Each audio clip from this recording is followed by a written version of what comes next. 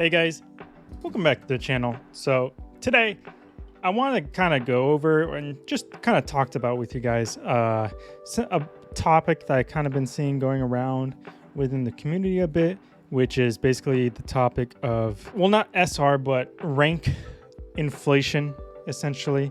A lot of people have even, I've seen people in Discords even consider calling this the Mickey Mouse season, essentially, because shit's just all over the place. Not only because matchmaking feels wonky to a lot of people, but a lot of Overwatch 1 players in particular, that's probably a good distinction, are comparing their old ranks from Overwatch 1 to their new ranks in Overwatch 2, and there seems to be many instances of players making huge jumps from where they were in Overwatch 1, okay? Or at least towards the end of Overwatch 1, I should say. So, like, for example, I've seen instances, I've even done some VOD reviews already on Reddit of people who used to be gold in Overwatch 1 that are now in Masters in Overwatch 2. Even in my case, I used to usually be anywhere from low to mid diamond in Overwatch 1, and now I'm Grandmaster. And I've kind of taken some time to think about this, and I think it can honestly be simplified into a few key points as to why this phenomenon is kind of happening. And a large part of it just simply has to do with two things, okay? And they're pretty easy. First of them being that Overwatch 1 players, or at least the ones who stuck with Overwatch 1 that never really quit, that kept playing the game over and over every season, more or less. Maybe you took breaks here and there, but at the very least, you were still playing the game. You were still consuming content for the game. You were still trying to get better. They just simply have all of the knowledge of already how to play the game. And the thing is, if you don't know already, the way that the ranking system works is that your ranks are you basically fit along a distribution curve, okay? Where the majority of players are going to be in gold and plat, and then anything that deviates from gold and plat, you're starting to reach a smaller portion of the player base. So even silver and bronze are smaller portions. There are less people in silver and bronze than there are in gold and plat. Same way how there is less people in diamond and masters and GM than there are in gold and plat. The majority of players will be in gold and plat. All right. So with that being said, I think people kind of forgot, or at least the Overwatch 1 players who are making a lot of these comparisons seem to kind of forget that as over the years went by of Overwatch 1's lifespan, the player base as a whole was getting better. So even though you may have been the same rank for many years, you are very likely by the end of Overwatch 1, let's just assume you've played all, 5-6 years of Overwatch 1's lifespan. By the end of Overwatch 1, you are insanely better than when you first started at the beginning of the game. Okay, and one comparison that I used to make in the past that most people would typically agree with is that what people considered gold by the end of Overwatch 1 would have been considered masters or diamond at the beginning of Overwatch 1. That's how big of a jump in how good people have gotten within Overwatch 1's community, our player base. And I think, so that's a large part of it. And that right there can already, just saying that might be like, now that you say that, it makes a little bit more sense why we're getting higher ranks now at the beginning. Because I think people forget that even though it's the same IP and it's the same characters and whatnot, same abilities, blah, blah, blah, more or less, Overwatch 2 is basically a different game. Okay. Granted, it still overlaps a lot of the same stuff as Overwatch 1, a lot of the same concepts and stuff, but because of the fact that we went 5v5 now, and we have an entire new game mode called Push, the game is just different. No way else to put it. The game is different. So much so that it takes a little bit of a slightly different skill set to adjust to it compared to Overwatch 1 anymore. Another factor too is that because of the fact that Overwatch is now free to play, Overwatch 2 has a larger influx of players within our player base. So let's say these are just made up numbers that I'm about to say. They're not real.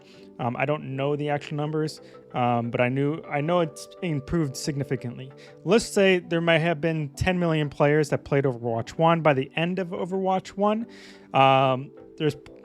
There could be easily have been enough of a jump where it's 100 million players now playing Overwatch 2, just because of that ease of access of being free to play across all platforms, and on top of being cross-play too, which is also an important factor.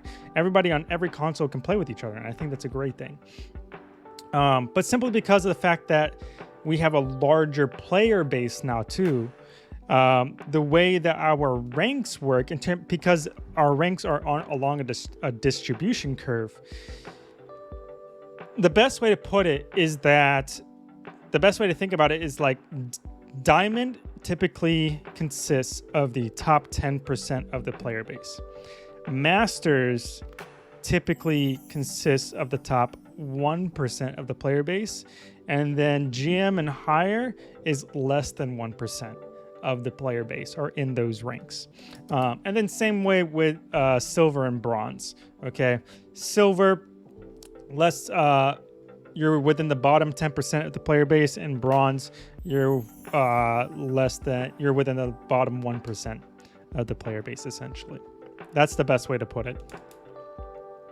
So with that in mind, okay, because of the fact that all the Overwatch 1 players not only have a ton of game knowledge and experience playing the game since the launch of Overwatch 2, essentially, and our skill level is way better than it was since Overwatch 1 first launched, it kind of has a bit of a compounding effect, in my opinion, where it now just seems like Overwatch 1 players who are hard stuck in certain ranks just are exploding out of nowhere into higher ranks.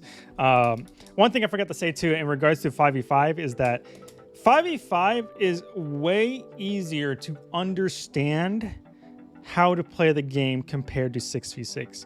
I'm just going to throw that out there. The game is a lot easier to dissect and pick apart and just understand the flow of the fight, because of the fact that being able to observe opportunities, or maybe rephrase it, opportunities are way more noticeable to take advantage upon.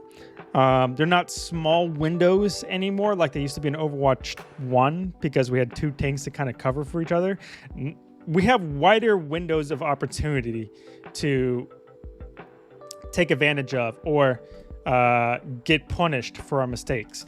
And that's what makes Overwatch 2 a lot easier of a game, of a PvP game, essentially. So with all these factors combined, it's just kind of created this giant boost. And that's kind of like, even in my situation, like I said, I was a diamond player for many seasons in Overwatch 1. But now that ever since Overwatch 2 came out, I didn't really play too much in the first two seasons, like here just enough to finish my battle pass, but that was it. It wasn't until this season 3, that I actually took comp seriously, since they fixed a lot of things regarding comp, because I wasn't going to play during the Roadhog meta. Roadhog meta was terrible. I hated it. I didn't want to play it. And thankfully Kiriko kind of helped solve. No, that's false. Kiriko ruined made the Roadhog meta part of it. Anyways, I'm going on a rant. But yeah, if you happen to be in the same boat where you were an Overwatch 1 player and you just find yourself having a big jump in your rank all of a sudden in Overwatch 2 compared to what it was in Overwatch 1, these could very well be a large part of it. Also because of the fact that we have a larger amount of players in our player base, you're just naturally gonna have an advantage over all of these new players that are playing the game now. In a way, it's also just purely a numbers game. If let's just say Diamond, for example. Like I said before, Diamond's typically top 10% of the player base. If we only had 10 million people playing Overwatch by the end of Overwatch 1, for example, 10% of that is 1 million people. Okay, 1 million people are at least Diamond or higher. In Overwatch 2, if we took my previous example of saying, let's pretend there's 100 million people playing Overwatch 2 now. Well, what's 10% of that? 10 million people. It's just naturally, you're just naturally going to be more people at these higher ranks and in the lower ranks as well, subversely, that are going to be in them. So naturally, pretty much almost every single, or a good portion of what I would say of the Overwatch 1 community who continually play the game, the hardcore Overwatch 1 community, whether or not you played competitive or not, are just naturally going to be better players in Overwatch 2. That's just the best way to put it. So what I'm going to say is, don't let anybody flame you for your higher ranks. If anybody tells you saying that maybe you shouldn't deserve to be GM, you shouldn't deserve to be Diamond, Masters, or whatever, just because of what your rank was in Overwatch 1, fuck them, okay? It doesn't matter what they think, because at the end of the day, this is a different game. It's a different video game, and historically too, on that matter, the MMR system has always done a really good job at more or less determining what your rank is, what your actual skill level is. Even if the matchmaker might be kind of shite sometimes, okay, that's a different topic for another day. But at the very least, the MMR system as a whole has always done a pretty good job at determining your skill level, I should say. And even a lot of other content creators have kind of well-established Overwatch content creators, I should say, have kind of confirmed that, or agreed to that, I should say. So anyways, that's it for today. Go ahead and let me know what your guys' thoughts are about this ranking up phenomenon among the Overwatch 1 players. Without further ado though, if you enjoyed the video, I would really appreciate if you subscribe. I do want to make some more kind of discussion videos like this in the future. I do post some of my gameplay on here as well. But other than that, I will see you guys later. If you aren't aware as well, I do have a TikTok and a Twitch, and I do stream here on YouTube, Twitch, and hopefully TikTok in the future. But other than that, I'll see you guys later. You guys have a good one. Peace.